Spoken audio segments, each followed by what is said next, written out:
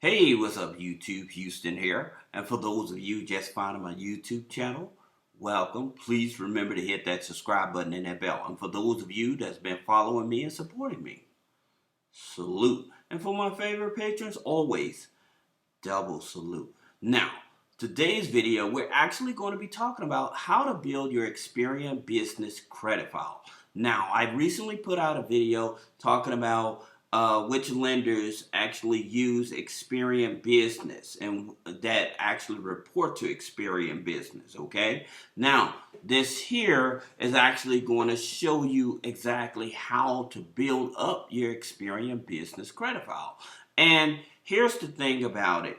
You're trying to shoot for to at least get at least 76, okay? The reason is if you are at a 76, that means you are a low credit risk, okay? So 76 up to 100, all right? Like a paydex score goes from 0 to 100. We're talking about Experian. They go from 76 to 100. So you want to get at least a 76 because a paydex score, they want you at least 80 to 100, right? To make sure that you're low risk. But Experian, and we're going to talk more about the paydex score and everything, but not in this video. This is all about Experian because you're going to want to go straight to the banks. So that's the reason we're not focusing on a paydex score or a DUNS number, okay? Because we're taking you straight to the banks. And the best way to go to the banks is actually build that foundation up of your Experian business credit file, okay? That being said, okay, here are 5 things that calculate into your Experian business credit file. You have your payment history, the age of credit history, your debt and debt utilization, your industry risk, and your company size. Now, here's the thing about it. Out of all 5 of these, the main one that's most important is the payment history. Making sure that you're making your payments on time, okay? This is what's going to keep you at that 76 or higher. Just making sure that you're making your payments on time, all right, on your business credit, on your Experian business credit file. That being said, here's another thing that I would definitely tell you to do. Choosing the right bank, especially when you're trying to build up your business credit file. So choosing the right bank is so important. So out of these here, 1, 2, 3, 4, 5, 6, 7, the banks that if you're trying to build up your Experian business credit file, then you want to focus maybe on Chase Bank, Capital One, Citibank. Those are your 3 majors. Now, American Express. Here's the thing about American Express. They report to Small Business Financial Exchange, which shares the information with Dun & Bradstreet. However, the situation with them is that they pull 100% from, I'm not going to say 100%, I would say majority of the time, from what I've learned and studying American Express, they've always been dedicated to Experian. So they do an Experian hard pull for your business credit card, okay? Now, the way to get around that is you apply for a American Express personal account, and then once you have your personal credit card account with them, then apply for the business credit card because you're already in the system. So that way you don't get that extra pull on your Experian credit file, okay? But that being said, the banks that actually are going to report activity in reference to helping you build up your business credit file the fastest when building up your Experian business credit file would be Chase, Capital One, Citibank. Those are the banks that you actually want to focus on, okay? Now, for those of you, if you think that this is just too much information for you or whatever, you have to excuse me because there's a lot of people out here that don't know this game, and that's who I'm trying to educate, all right? For those of you that feel that you heard it before, hey, I understand.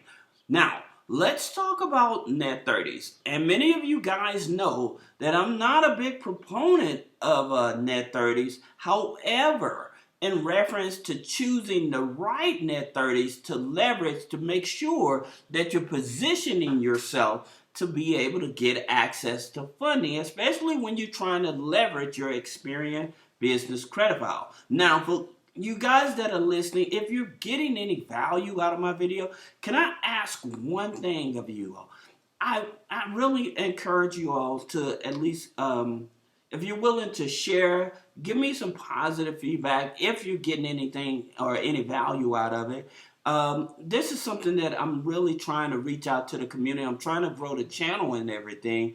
And it really would help if you all don't mind maybe sharing it if you have social media followings or whatever to share this information, because I think that if we all come together on a collective to share this information, we can definitely become more, have better financial stability in the business credit world. So if you all are okay with that, put an okay, and if you're willing to share and give me a thanks.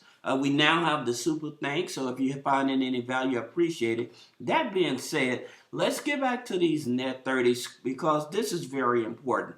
Like I stated earlier, I'm not a big proponent of net 30s. So telling you to get 10, 15, 20 net 30s, it's not important, okay?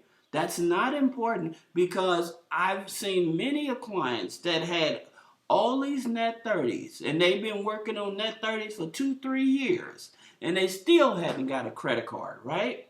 So understanding what was the problem. The thing about it is the money they invested in those net 30s, the fastest way for you to build your business credit and build a relationship so that you can get access to funding is to take that money, deposit it into your business bank account, and you make regular weekly deposits. So if you have like a DoorDash, Instacart or something, and you're building up your business credit, or you are an insurance person or a realtor or something like that, you set up the business, and if you don't know the proper business structure, you can click the link in the description to schedule a one-on-one consultation. We can walk you through that. But setting up the business and making those weekly deposits to the banks, that will get you funding faster than investing in a whole lot of net 30s. That being said, the reason that I'm talking about these particular net 30s is because they focus on reporting to Experian. And that's what actually you want to do. You want to have accounts. If I'm trying to build a relationship to get more funding, then I need to show them that, hey, I have other accounts that I'm investing in that are reporting and stuff. So that's the reason. So then you have companies like Laughlin and Associates. They offer business services. They report to Experian. You have Summa Office Supplies, states that they report to Experian, and Equifax. You have Wise Business Plan.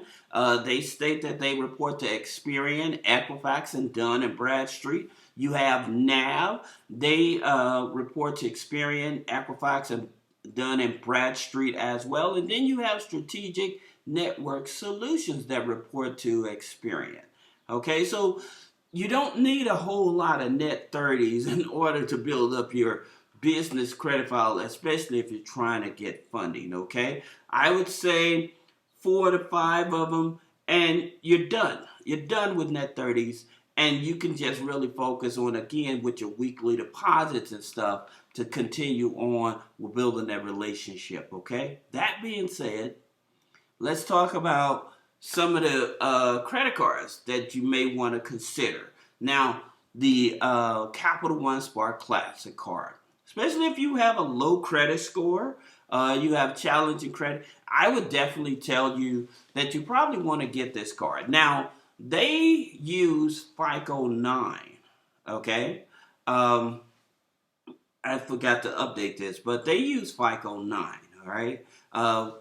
No, excuse me. It's Wells Fargo that uses FICO 9. Capital One is FICO 8. All right. Now, I'm confused myself. But the reason I'm confused is because With Capital One, all right, they pull all three credit bureaus on FICO 8, right?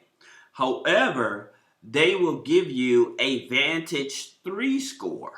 So that's where the confusion comes in at. All right. So just so you know, if you're trying to deal with a Capital One, the easiest business credit card you want to start out with is the Capital One Spark Classic because it accepts a FICO 8 credit score of at least a 580. Okay, and it reports. All right. That being said, talking about Wells Fargo, Wells Fargo has the secured card. Okay, so if you have challenging credit and stuff like that, they use FICO 9. But it reports to Small Business Financial Exchange, and as I stated earlier, with Small Business Exchange, this is the main database that shares it with like Dun and Bradstreet and stuff like that. However, the reason that I'm suggesting that you get this card, um, even though even though it, even though it's not a unsecured card, I would still encourage you to get this card because it still reports. All right, so that's the reason that I would tell you to still get this card. Now, that being said, you have another credit card out that people are talking about, and I have more data points on this card, but just some of the basic data points on this. This is a startup card. You can use it for a new business or existing business, okay? With the CORPAY. It's not just for startups, but it's for existing businesses as well. So let me clarify that. All right. Now think about it. It is a net 21. Okay. That's not 21 business days. That's calendar days. Okay. So in terms of when you get approved for the card, if you get approved for the card, because the credit score that you have to have is a 600. It pulls off of your Experian. It is a hard pull. Okay. The good thing about it, it reports to Experian, Dun& Bradstreet, and Equifax. Okay. Now, I'm going to make a full review of this card because there are some interesting data points about this card, and so then you'll be able to say, do I want to go for this card with a 600, or do I want to go for the other card with a 580? Okay. So either one of them, 580, 600. The good thing about it now. Like I said, there's some other data points, so I'm not going to go too far detailed into this.